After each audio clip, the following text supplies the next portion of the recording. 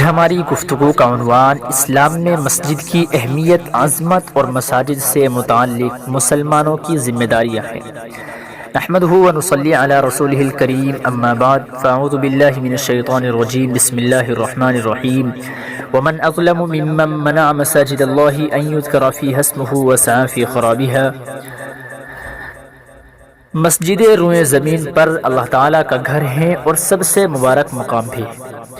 قرآن مجید میں ہے وَأَنَّ الْمَسَاجِدَ لِلَّهِ فَلَا تَدْعُوا مَعَ اللَّهِ أَحَدًا۔ اسلام میں مسجد کی بڑی اہمیت اور عظمت ہے، اس لیے کہ یہ اللہ پاک کی بندگی، اس کے ذکر اور قرآن پاک کی تلاوت کا مقام ہے۔ جس جگہ اللہ تعالیٰ کو یاد کیا جائے، بندگی کے سجدے ادا کیے جائیں اور اللہ تعالیٰ کو پکارا جائے، اس جگہ سے بڑھ کر اور کون سی جگہ ہو سکتی ہے؟ جس طرح انسانوں کا نصیب ہوتا ہے، اسی طرح زمین کے ٹکڑوں کا بھی نصیب ہوتا ہے۔ میرے عزیزو، ہر زمین کا ٹکڑے کا مقدر اللہ کا گھر بننا نہیں ہے۔ اللہ پاک زمین کے جس حصے کو چاہتا ہے اپنا گھر بنانے کے لیے چن لیتا ہے، اور وہ زمین کا ٹکڑا عزت اور شرف اور عظمت اور بلندی اور مقام حاصل کر لیتا ہے۔ حدیث شریف میں ہے کہ جس طرح تم آسمان کے ستاروں کو چمکتا دمکتا اور روشن دیکھتے ہو، آسمان والے زمین پر قائم مسجدوں کو اسی طرح روشن اور منور دیکھتے ہیں۔ یہی وجہ ہے کہ اللہ تعالیٰ نے مسجدوں کی تعمیر کا کام انبیاء علیہ السلام سے لیا۔ قرآن پاک میں خانہ کعبہ کے بارے میں یہ بات ہے کہ حضرت ابراہیم اور حضرت اسماعیل علیہ السلام نے اس کی تعمیر فرمائی، اور ارشاد ربانی ہے وَإِذْ يَرْفَعُ إِبْرَاهِيمُ الْقَوَاعِدَ مِنَ الْبَيْتِ وَإِسْمَاعِيلُ رَبَّنَا تَقَبَّلْ مِنَّا إِنَّكَ أَنْتَ السَّمِيعُ الْعَلِيمُ۔ فرمایا کہ وہ بھی کیا وقت تھا جب حضرت ابراہیم علیہ السلام خانہ کعبہ کی بنیادیں اونچی کر رہے تھے، اور ان کے ساتھ ان کے بیٹے اسماعیل علیہ السلام بھی، اور وہ دونوں ان الفاظ میں اللہ سے دعا کر رہے تھے اے ہمارے پالنے والے، ہم سے اس خدمت کو قبول فرما لیجئے، بے شک آپ ساری فریادیں سننے والے اور فریاد کرنے والوں کے انسانوں کے حالات جاننے والے ہیں۔ میرے عزیزو، اسی طرح حضرت سلیمان علیہ السلام کے ذریعے مسجد اقصی کی تعمیر ہوئی، اور کائنات کے سب سے عظیم پیغمبر حضور کائنات صلی اللہ علیہ وسلم نے مدینہ منورہ پہنچنے کے بعد مسجد نبوی کی بنیاد رکھی، اور مسجد کی تعمیر میں صحابہ اکرام کے ساتھ خود حضور اکرم صلی اللہ علیہ وسلم بھی شریک ہوئے۔ چنانچہ تعمیر کے وقت خود آپ صلی اللہ علیہ وسلم بھی پتھر اٹھا اٹھا کر لاتے تھے۔ صحابہ اکرام نے عرض کیا کہ آپ زحمت نہ فرمائیں یا رسول اللہ، مسجد کی تعمیر کے لیے ہم کافی ہیں۔ اس پر حضور نبی کریم صلی اللہ علیہ وسلم نے یہ بات ارشاد فرمائی تھی کہ جس طرح تم اجر کے محتاج ہو، میں بھی اللہ کے اجر کا محتاج ہوں۔ میرے پیارو، مسجد کی تاریخ بہت پرانی ہے۔ کائنات میں سب سے پہلی مسجد خانہ کعبہ ہے۔ دنیا کی آبادی اس مسجد کے بعد شروع ہوئی ہے۔ روئے زمین پر سب سے پہلا گھر یہی تعمیر ہوا جس کی نسبت اللہ تعالیٰ کی طرف ہے، اور اس مبارک مقام کو برکت اور ہدایت کا مرکز بنا دیا گیا۔ چنانچہ ارشاد ربانی ہے ان اول بیت وضع للناس للذی ببکۃ مبارکا وہدی للعالمین، بے شک وہ پہلا گھر جسے لوگوں کے یعنی عبادت کرنے کے لیے بنایا گیا، وہ بکہ یعنی مکہ مکرمہ میں ہے، مبارک ہے اور دونوں جہانوں کے لیے ہدایت کا ذریعہ ہے۔ حضرت ابو ذر غفاری رضی اللہ تعالی عنہ سے روایت ہے کہ فرماتے ہیں کہ میں نے رسول کریم صلی اللہ علیہ وسلم سے عرض کیا کہ کون سی مسجد سب سے پہلے بنائی گئی؟ آپ صلی اللہ علیہ وسلم نے ارشاد فرمایا کہ مسجد حرام۔ میں نے عرض کیا پھر تو فرمایا مسجد اقصی۔ میرے عزیزو، یہ حقیقت بھی سمجھنے کی ہے، میرے عزیزو یہ حقیقت بھی سمجھنے کی ہے کہ مسجد صرف عبادت اور بندگی کے لیے نہیں، یہاں سے انسانیت کو اور مسلمانوں کو زندگی گزارنے کے سلسلے میں رہنما ہدایات حاصل ہوتی ہیں۔ مسجد اللہ تعالیٰ کی توحید کے اعلان اور بیان کا مرکز ہے۔ یہاں سے پکار کر صدا لگائی جاتی ہے کہ اللہ تعالیٰ سے بڑا کوئی نہیں ہے اور عبادت کے لائق بس اسی کی ذات ہے۔ مسجد میں نہ تو کوئی تصویر ہوتی ہے اور نہ نمازیوں کے آگے کوئی مجسمہ، وہ صرف ایک اللہ کے آگے جھکتے ہیں اور اسی کے آگے جھکنے کو اپنی عزت تصور کرتے ہیں۔ مسجد سے مساوات کا بھی درس ملتا ہے۔ دنیا کے سب انسان مسجد میں آ کر برابر ہو جاتے ہیں، کسی کو کسی پر برتری حاصل نہیں ہے۔ مسجد کی صفوں میں امیر غریب یعنی انسان کے بازو میں غریب اور فقیر کھڑا ہو جاتا ہے۔ بڑے سے بڑا عالم نماز پڑھ رہا ہو، وہ یہ نہیں کہہ سکتا کہ میرے دائیں بائیں کوئی جاہل نہ کھڑا ہو۔ بڑے سے بڑا امیر نماز پڑھ رہا ہو، کسی کی ہمت یہ نہیں ہو سکتی کہ وہ کہہ سکے کہ میرے دائیں اور بائیں کوئی غریب نہیں کھڑا ہو سکتا۔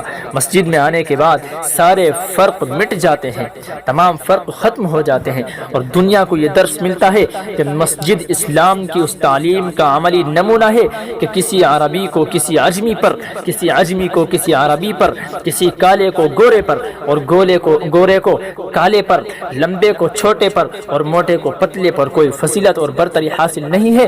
اسی طرح مسجد سے طہارت و نظافت، صفائی اور پاکیزگی، انضباط وقت اور مرتب زندگی کا بھی درس ملتا ہے۔ میرے دوستو، مسجد کو اسلامی مرکز کی حیثیت حاصل ہے۔ مسجد کو مسلمانوں کے مرکز ہونے کا شرف حاصل ہے۔ اس کی مرکزیت کا انکار نہیں کیا جا سکتا، نہ اس کی مرکزیت کو ختم کیا جا سکتا۔ اس مرکزیت کو اگر کوئی ختم کرنا بھی چاہے تو وہ ناکام و نامراد ہی ہوگا، اور اس کی مرکزیت کو ختم نہیں کر سکے گا۔ اس کی مرکزیت کی بنیاد پر مساجد کے بنانے کی ترغیب دی گئی، اس کی طرف جانے کی، اس میں بیٹھنے کی، اس میں رہنے کی، اس کے ساتھ تعلق قائم کرنے کی، اس کے ساتھ دلی تعلق قائم کرنے کی، اس کی خدمت و صفائی کی، اس میں اذان دینے کی، نماز پڑھنے کی، قرآن پڑھنے کی، تلاوت کرنے کی، اس کے ساتھ دلی تعلق معلق کرنے کی تاکید کی گئی ہے، اس کی طرف چل کر جانے کی اور اسے آباد رکھنے کی۔ اس قدر روایات ہیں جو دینی شغف رکھنے والے مسلمانوں کے لیے محتاج بیان نہیں ہے، اور انہیں اگر جمع کیا جائے تو مستقل کتاب کی شکل اختیار کر جائے گا۔ مثلا مسجد کی تعمیر کو جنت میں گھر کی تعمیر سے تعبیر کیا گیا ہے۔ مالی پریشانیوں کی وجہ سے اس کی تعمیر سے کترانے کا سدباب کیا اور فرمایا کہ اگرچہ ایک پرندے کے گھونسلے کے برابر بھی اس کی تعمیر میں حصہ لے سکو تو لے لو۔ اسی پر صرف اکتفا نہیں کیا گیا، بلکہ یہ بھی ذکر کیا کہ یہ صرف ترغیب نہیں بلکہ رسول کریم صلی اللہ علیہ وسلم نے مسجد کی تعمیر کرنے کا حکم دیا ہے۔ نہ صرف حکم دیا بلکہ تعمیر مسجد میں خود شریک ہو کر اس کی فضیلت کو عملی طور پر بھی بیان کیا ہے۔ اس کے جو عمل کرنے کے ان میں اپنا حصہ لیا ہے، آپ نے اس میں عمل کیا ہے، اور اس میں کام کرنے والے صحابہ کرام کے کپڑوں سے خود دھول جھاڑتے رہے۔ آپ صلی اللہ علیہ وسلم کا یہ عمل مسجد کی خدمت کرنے والوں کا اعزاز تھا، اور یہ سب کچھ کیوں نہ ہوتا جبکہ خود ارشاد فرمایا زمین کے حصوں میں سب سے زیادہ پسندیدہ جگہیں جو ہیں اللہ تعالیٰ کے ہاں وہ مساجد ہیں، اور بدترین جگہیں بازار ہیں۔ بلکہ اگر کوئی بازار چلا بھی جائے تو اس کے بارے میں بھی بتا دیا کہ قیامت کے دن 7 لوگوں کو اللہ تعالیٰ اپنے عرش کے سائے میں جگہ عطا فرمائے گا، ان میں سے ایک وہ ہے جس کا دل مسجدوں کے ساتھ معلق رہتا ہے۔ اور امام بزار کی نقل کردہ روایت کے مطابق تو مسلمان کی بیٹھک مسجد میں ہونی ہی چاہیے، کیونکہ جو لوگ مساجد میں رہتے ہیں اللہ تعالیٰ قیامت کے دن ان کو پل صراط پر پار کرنے کی ضمانت دیتے ہیں۔ میرے عزیزو، مساجد کی شرعی حیثیت اسلام میں مساجد کی خصوصی حیثیت حاصل ہے، کیونکہ کسی زمین کو مسجد کے لیے وقف کرنا اس حصہ زمین کو براہ راست اللہ کے حوالے کر دینا ہے۔ اب گویا کہ وہ براہ راست اللہ تعالیٰ کی ملکیت ہے، چنانچہ اللہ تعالیٰ کا ارشاد ہے وَأَنَّ الْمَسَاجِدَ لِلَّهِ فَلَا تَدْعُوا مَعَ اللَّهِ أَحَدًا، فرمایا کہ بے شک مسجدیں اللہ کے لیے ہیں، اس لیے یعنی مسجدوں میں اللہ کے سوا کسی کی عبادت نہ کرو۔ اس آیت میں مسجد کے بجائے مساجد یعنی واحد کے بجائے جمع کا صیغہ استعمال کیا گیا ہے، وَأَنَّ الْمَسَاجِدَ نہ کہ وَأَنَّ الْمَسْجِدَ نہیں کہا، وَأَنَّ الْمَسَاجِدَ لفظ جمع استعمال کیا گیا ہے۔ اس طرح اب اس کے معنی تمام مسجدوں کے ہو گئے ہیں، یعنی جو حکم بیان کیا جا رہا ہے وہ کسی ایک مسجد کا نہیں بلکہ تمام ہی مسجدوں کا ہے۔ اسی لیے مشہور مفسر اکرمہ نقل کرتے ہیں کہ یہ آیت تمام ہی مسجدوں کے بارے میں نازل ہوئی ہے۔ فرمایا گیا کہ مسجدیں اللہ ہی کی ملکیت ہیں اور اللہ تعالیٰ کے لیے مخصوص ہیں۔ آگے اللہ تعالیٰ نے یہ بات بھی واضح فرما دی کہ مسجد کے لیے اللہ کی ملکیت ہونے کا کیا مطلب ہے، اور وہ یہ کہ یہ جگہ ہمیشہ اللہ کی عبادت کے لیے مخصوص ہے۔ اسی طرح اللہ تعالیٰ کا ارشاد ہے وَمَنْ أَظْلَمُ مِمَّنْ مَنَعَ مَسَاجِدَ اللَّهِ أَنْ يُذْكَرَ فِيهَا اسْمُهُ وَسَعَى فِي خَرَابِهَا، فرمایا کہ اس سے بڑھ کر ظالم کون ہوگا جو اللہ کی مسجدوں میں اللہ کا نام لینے سے روک دے اور اس کو ویران کرنے کے در پہ ہو۔ اس آیت میں بھی مساجد کی نسبت اللہ تعالیٰ کی طرف کی گئی ہے، اور جو جگہ اللہ کی عبادت کے لیے بنائی گئی ہو اس میں اللہ کی عبادت کے روک دینے کو بہت بڑا ظلم قرار دیا گیا ہے۔ یہ آیت اگرچہ مسجد حرام سے متعلق نازل ہوئی ہے، لیکن جمع کا صیغہ استعمال کیا گیا جس میں اس بات کی طرف اشارہ ہے کہ تمام مسجدوں کا یہی حکم ہے، تمام مسجدوں کا یہی حکم ہے۔ اسی لیے قاضی ثناء اللہ پانی پتی رحمۃ اللہ علیہ نے فرمایا کہ اگرچہ یہ آیت ایک خاص واقعے کے پس منظر میں نازل ہوئی ہے، لیکن یہ حکم عام ہے، اور مسجد کو ویران کرنے سے مراد اس کو منہدم کرنا اور اس میں عبادت کو روک دینا ہے۔ مسجد کی شرعی حیثیت کے سلسلے میں رسول کریم صلی اللہ علیہ وسلم کے ارشادات سے بھی روشنی ملتی ہے۔ حضرت عبداللہ بن مسعود رضی اللہ تعالیٰ عنہ روایت کرتے ہیں کہ رسول کریم صلی اللہ علیہ وسلم نے ارشاد فرمایا کہ زمین میں مسجدیں اللہ کا گھر ہیں، اور یہ بات اللہ تعالیٰ کے ذمہ ہے کہ جو اللہ کے گھر کی زیارت کرے اللہ تعالیٰ اس کا اکرام فرمائے۔ میرے عزیزو، اس حدیث میں مسجدوں کو اللہ تعالیٰ کا گھر قرار دیا گیا ہے۔ گھر قرار دینے کا مطلب ظاہر ہے کہ مسجدیں اللہ تعالیٰ کی ملکیت ہیں اور اللہ ان کا مالک ہے، وہ اللہ کا گھر ہے، اور ظاہر ہے کہ جب انسان اس کا مالک باقی نہیں رہا تو اس کو اس میں کسی طرح کا کوئی تصرف اور اس کی حیثیت اور کیفیت کو بدلنے کا کسی طرح کا کوئی حق نہیں ہو سکتا۔ حضرت انس بن مالک رضی اللہ تعالیٰ عنہ سے مروی ہے کہ رسول کریم صلی اللہ علیہ وسلم نے ارشاد فرمایا کہ زمین میں سب سے بہتر حصہ اللہ کے گھر یعنی مسجدیں ہیں۔ اس سے صاف ظاہر ہے کہ جس جگہ ایک دفعہ مسجد تعمیر کر دی گئی، ایک دفعہ جہاں مسجد تعمیر کر دی جاتی ہے یا جو حصہ زمین مسجد کے لیے وقف کر دیا جاتا ہے، اس کی اللہ تعالیٰ سے نسبت قائم ہو جاتی ہے اور اس کی ایک خاص حیثیت بن جاتی ہے۔ نیز مسجد ہونا در دیوار سے متعلق نہیں ہے بلکہ اس زمین سے متعلق ہے جس کو مسجد کی حیثیت سے وقف کیا گیا ہو۔ اسی لیے فقہا اس بات پر متفق ہیں کہ مسجدوں کی زمین کو فروخت کرنا جائز نہیں ہے، نہ روپیے کے بدلے نہ دوسری زمین کے بدلے۔ مشہور حنفی فقیہ علامہ ابن نجیم مصری رحمۃ اللہ علیہ فرماتے ہیں کہ مصلحت مسجد کے لیے بھی خاص مسجد کی زمین کو فروخت کرنا جائز نہیں ہے، اگرچہ قاضی کے حکم سے ہو اور چاہے مسجد ویران ہو گئی ہو۔ اس لیے میرے عزیزو، غرض یہ کہ قرآن و حدیث میں واضح طور پر یہ بات فرمائی گئی ہے کہ مسجدیں براہ راست اللہ کی ملکیت میں چلی جاتی ہیں، نہ عام مسلمانوں کے لیے اس کی گنجائش ہے کہ وہ اس کی حیثیت تبدیل کر دیں، نہ کسی سرکار یا دربار کو اس کا حق ہے، نہ مسجد کی کمیٹی اور نہ اس شخص کو جس نے مسجد کے لیے اس جگہ کو وقف کیا تھا۔ مساجد سے محبت رکھنا، ان کو آباد رکھنے کی فکر کرنا اور ان میں اعمال خیر انجام دینا مسلمانوں کی بنیادی ذمہ داری ہے۔ مسجدوں سے محبت ایمان کی نشانی ہے، اور مسجدیں آباد کیسے ہوں گی، ان سے محبت کا پتہ کیسے چلے گا؟ پتہ ایسے چلے گا جب ان کے اندر نماز ادا کی جائے گی، ان کے اندر قرآن کریم کی تلاوت کی جائے گی، ان کے اندر اللہ کے اذکار کو بلند کیا جائے گا، اللہ کے ذکر سے مسجد کے اندر گونج ہوگی، اللہ کے ذکر مسجد کے اندر کیا جائے گا، نماز پڑھی جائے گی، نوافل پڑھے جائیں گے، قرآن پڑھا جائے گا۔ مسجد سے محبت کی یہ نشانی ہے۔ حدیث شریف میں ہے کہ جب تم کسی کو مسجد میں آتا جاتا دیکھو تو اس کے صاحب ایمان ہونے کی گواہی دو۔ مسجد سے جڑے ہوئے چھوٹے سے چھوٹے عمل پر بھی اجر و ثواب رکھا گیا ہے۔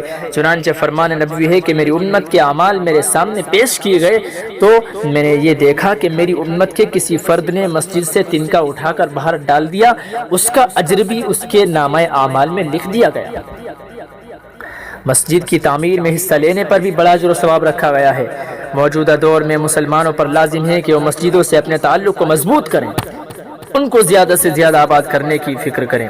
اور اس وقت مسجدوں کے سلسلے میں جو نفرت پھیلائی جا رہی ہے اور جس طرح بعض مساجد پر قبضے کی کوششیں ہو رہی ہیں، ایسی نازک صورتحال میں مسجد کی حفاظت اور ہر قسم کی شرنگیزی سے ان کو محفوظ رکھنے کی کوشش لازمی اور ضروری ہے۔ ایک سوچے سمجھے منصوبے کے تحت فرقہ پرست طاقت گیان واپی مسجد، متھرا کی عیدگاہ اور شاہجہاں کی بنائی ہوئی تاریخی جامع مسجد اور ان کے علاوہ بھی کئی مساجد کے سلسلے میں سازشیں رچ رہی ہیں۔ افسوس یہ کہ حکومت بھی اس فرقہ پرستی اور ملک میں نفرت پھیلانے کی کوششوں پر خاموشی اختیار کیے ہوئے ہے، اور عدالتوں کا رویہ بھی مسلمانوں کی تشویش میں اضافے کا سبب بن رہا ہے۔ یہ بھی بڑی تکلیف دہ بات ہے کہ اپنے آپ کو سیکولر کہنے والی پارٹیاں خاموش تماشائی بنی ہوئی ہیں، قائدین خاموش ہیں، ذمہ داران خاموش ہیں، زبان سی لی ہے، بالکل اپنے ہونٹ سی کر بیٹھے ہوئے ہیں اور حق کو حق کہنے کی جرت نہیں کر پا رہے ہیں۔ ملک کے ایسے نازک حالات میں مسلمانوں کی ذمہ داری پہلے سے زیادہ بڑھ جاتی ہے۔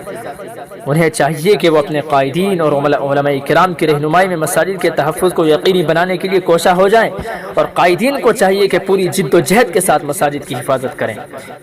اس لیے میرے دوستو، آخر میں عرض یہ کرنا ہے کہ آل انڈیا مسلم پرسنل بورڈ نے گیان واپی مسجد اور ان تمام مساجد کے سلسلے میں جن کو متنازع بنانے کی کوشش کی جا رہی ہے، بڑی فکر مندی اور حکمت عملی کے ساتھ جد و جہد جاری کر رکھی ہے۔ گیان واپی مسجد کے سلسلے میں جو قانونی کارروائی ہو رہی ہے اس پر بھی بورڈ کی پوری نگاہ ہے۔ 2 دن پہلے گیان واپی مسجد کے سلسلے میں جو عدالتی کارروائی ہوئی اور جس سے پورے ملک کے مسلمانوں میں اضطراب اور بے چینی پیدا ہوئی ہے، اس پر بھی مسلم پرسنل لا بورڈ نے فوراً ہنگامی میٹنگ طلب کی ہے، جس میں پوری صورتحال پر غور و فکر کر کے منظم قانونی کارروائی کا فیصلہ کیا گیا۔ اسی کے ساتھ ساتھ بڑے پیمانے پر کسی عوامی مہم پر بھی غور و خوض جاری ہے۔ مسلمانان ہند سے درخواست کی جاتی ہے کہ بورڈ کی جانب سے جیسے ہی عوامی مہم کا اعلان ہو وہ اس میں بھرپور حصہ لیں، اور اس حقیقت کو یاد رکھیں کہ زندہ قومیں اور ملتیں مضبوطی کے ساتھ حالات سے پنجہ آزمائی کیا کرتی ہیں۔ ایمان ہمیں مشکل حالات میں بھی جمے رہنے اور بہادری کے ساتھ آگے بڑھنے کی تعلیم دیتا ہے۔ حالات چاہے جیسے بھی ہوں، ہم اللہ تعالیٰ پر بھروسہ رکھتے ہوئے حکمت و تدبیر کو اپنائیں اور اپنے دل میں اس یقین کو تازہ کریں اور اپنی مسجدوں کو آباد کریں کہ ہر اندھیری رات کے بعد صبح روشن طلوع ہوتی ہے۔ میرے دوستو، ہر مشکل کے بعد آسانی کا دور آتا ہے۔ آل انڈیا مسلم پرسنل لا بورڈ اور دوسری ملی تنظیمیں بھی مساجد کے تحفظ کے سلسلے میں فکر مند ہیں، البتہ ہر علاقے کے مسلمانوں کو فکر مند ہونے اور مساجد کے اپنے رشتے کو مضبوط بنانے کی ضرورت ہے۔ مساجد کو آباد کیجیے، نمازوں سے، اپنی قرآن پاک کی تلاوت سے مسجدوں کو آباد کیجیے۔ اللہ تعالیٰ سے دعا ہے کہ اللہ تعالیٰ اس مشکل وقت میں اہل ایمان کی مدد فرمائے، مساجد اور مدارس اور دینی و ملی تنظیموں کی مدد فرمائے، اور ہر قسم کے شر اور فتنوں کے فتنے سے اور شریروں کے شر سے اللہ تبارک و تعالیٰ پوری امت مسلمہ کی حفاظت فرمائے، مدارس اور مساجد کی اللہ کریم حفاظت فرمائے۔